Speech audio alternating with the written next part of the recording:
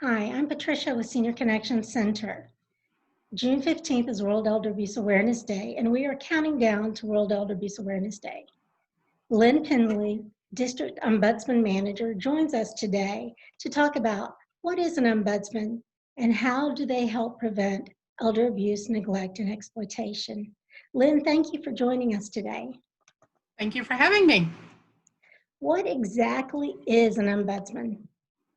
Well, here in Florida, a long-term care ombudsman is a volunteer who helps ensure that the quality of health and the quality of care and quality of life of residents in long-term care is upheld. Okay. And what does an ombudsman do? So what we do in a nutshell is we're an advocate for those residents who live in long-term care, so in nursing homes, assisted living, and adult family care homes. Each state has an ombudsman program with the same goal in mind. We just might implement it a little differently. So here in Florida, as an advocate for these residents, first, we do things like encourage self-advocacy, and mainly we do that by educating residents, the public, staff members at facilities about resident rights, so they know what they are and they can hopefully stand up for themselves or speak out for themselves. But what's so important about the Ombudsman program, and as many people are aware, some elders in long-term care really don't have anyone to help them speak up or are unable to speak up for themselves for some reason.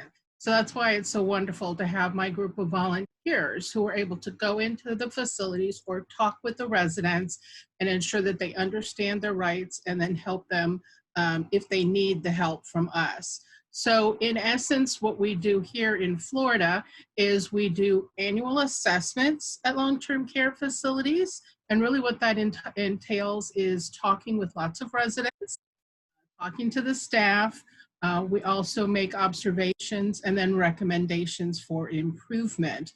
We also do or investigate and take complaints on behalf of residents. So anyone can call us with a concern or a complaint about a resident, and we'll take on that complaint case and try to advocate for the resident and try to get it resolved to the satisfaction of the resident. So people contact us with complaints about, it could be anything. If the food is bad, there's abuse, there's medication problems, really a whole gambit of things that we can help with. We also do quarterly visits to the facility, trying to make sure that the residents have access to an ombudsman, to an outside person, if they ever need our assistance. And that way we can kind of head off things maybe that could become bigger issues. So that in a nutshell is really what we're out there doing. Well, thank you so much for what you do to help protect the most vulnerable of our citizens. Now, COVID-19 has changed life for everyone.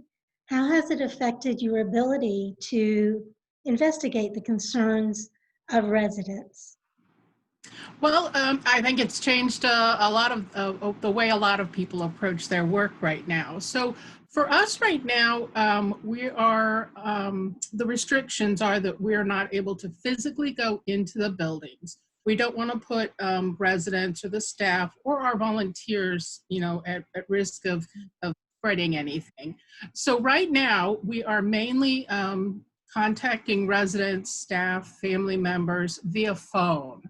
So our posters are up big and bold in the facilities. We've called the majority of facilities and asked them to put our information up for visitors or people who come by. So mainly people are calling us with concerns, and then we're reaching back out via telephone. So, we're still doing the exact same job. Just, a little bit modified during this interesting times, but we're still doing the same job. So we're still taking complaints, we're still investigating complaints and advocating for residents. And we, if we have to be creative, we are, with fax, faxing information, emails, but mainly it's the telephone. How does someone reach out to an ombudsman or to make a complaint?